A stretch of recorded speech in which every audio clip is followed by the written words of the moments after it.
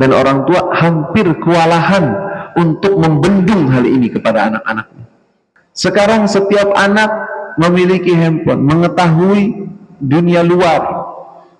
Sehingga apa yang terjadi? Umat Islam, mukminin, muslimin lebih cenderung hatinya cinta kepada orang-orang yang fasik. Entah itu penyanyi lah, entah itu artis lah. Kadang-kadang lebih parahnya lagi artis-artis dan penyanyi dari luar negeri yang non-muslim. Ini saya nggak membicarakan sesuatu yang cuman asik dengerin doang. Enggak, ini lebih parah lagi.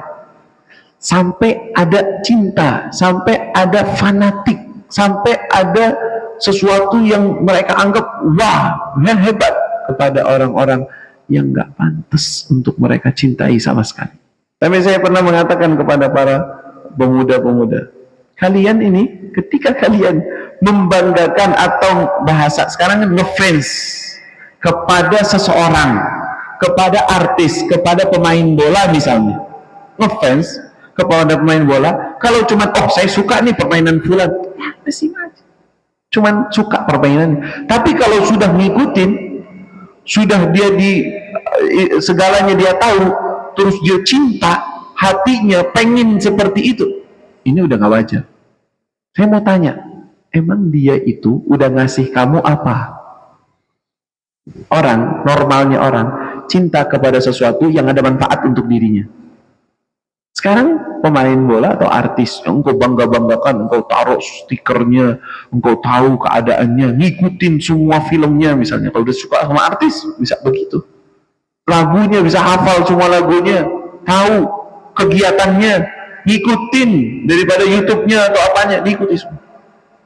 Lu mau tanya, dia udah ngasih kamu untung apa coba? Pernah ngasih duit? Pernah ngasih duit? Gak pernah.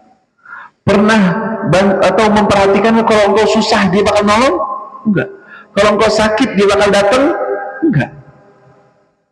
Kita nggak bicarain akhiratnya, dunia aja dah, dunia. Kalau begitu harusnya ente ngefans kepada orang tuamu lebih banyak dari dia. Kenapa? Karena orang tua bantu, masih sayang. Kalau ente sakit dipelihara, dijaga, lebih pantas untuk kalian cintai dan kalian muliakan dibandingkan mereka. Mereka ini nggak memberi apa-apa. Nah, pertanyaannya, kenapa sesuatu orang yang tidak memberikan manfaat apapun kepada diri kita atau kepada anak-anak kita kok bisa dicintai?